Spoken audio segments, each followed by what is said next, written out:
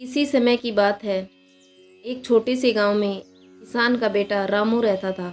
रामू बहुत ही गरीब था, लेकिन उसकी महादेव में अटूट श्रद्धा थी।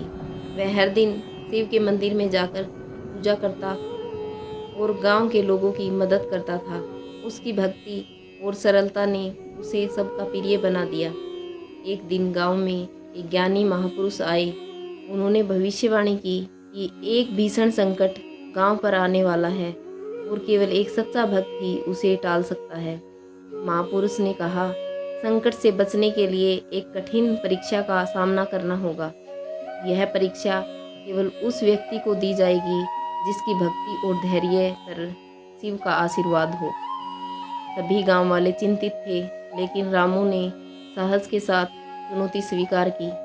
महापुरुष ने रामू को एक रहस्यमय पर्वत पर जाने के लिए कहा, जहां एक प्राचीन शिवलिंग था, लेकिन पर्वत पर पहुंचने के लिए उसे कई कठिनाइयों का सामना करना पड़ेगा।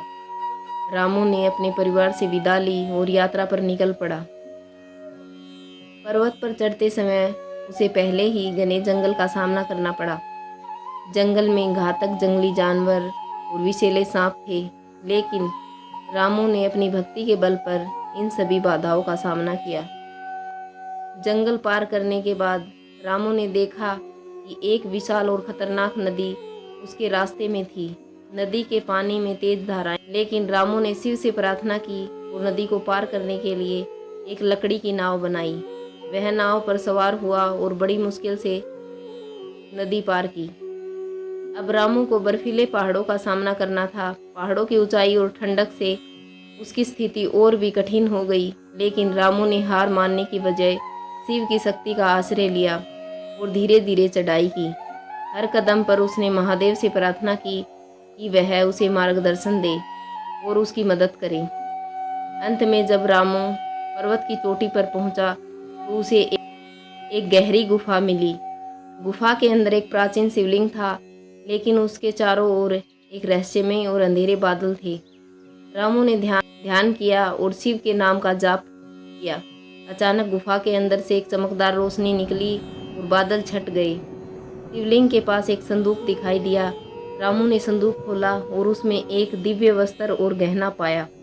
जैसे ही उसने गहना छुआ, एक दिव्य आवाज आई, तुम्हारी भक्ति और धैर्य ने तुम्हें यह आशीर्वाद दिया है। यह गहना तुम्हारे गांव को संकट से बचाने में मदद करेगा। रामू ने गहना लेकर गांव लौटने की यात्रा शुरू की।